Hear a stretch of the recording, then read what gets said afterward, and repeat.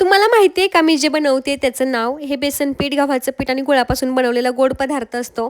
माहीत असेल तर माझ्या कमेंट बॉक्समध्ये नक्की सांगा. त्यानंतर ना आद्याची केसं विचारायला घेतली, की आद्याची केसं विचारणं हा सगळ्यात मोठा टास्क असतो माझ्यासाठी. त्यानंतर माझंसुद्धा आज दुपारची कामं आवरून घेतली. संध्याकाळी मला जायचं होतं बाहेर, कारण किराणासुद्धा संपला होता. तो भरायचा होता आणि बाकीची बरीचशी कामे होती त्यासाठी. पण म्हटलं बाहेर पडायच्या आधी अर्धा तरी स्वयंपाक करून जावा, म्हणून मी भाजी करायला घेतली. कारण एकदा बाहेर गेलं, की घरात यायला किती वेळ लागतो हे आपण सांगू शकत नाही. आणि बाहेरून आल्यानंतर स्वयंपाक करायचा खूप जास्त कंटाळा येतो आणि बाहेर गेलो कामे झाल्यानंतर पाणीपुरी खाऊनच आलो घरी आणि खरंच उशीर झाला होता. लगेचच मी भाकरी टाकायला घेतली. आता तिघांमध्ये फक्त एक मोठी आणि एक दामटी भाकरी टाकली होती. म्हटलं जास्त वायाला सुद्धा जायला नको आणि लगेचच जेवण वाढायला घेतलं, कारण 10 वाजलेच होते.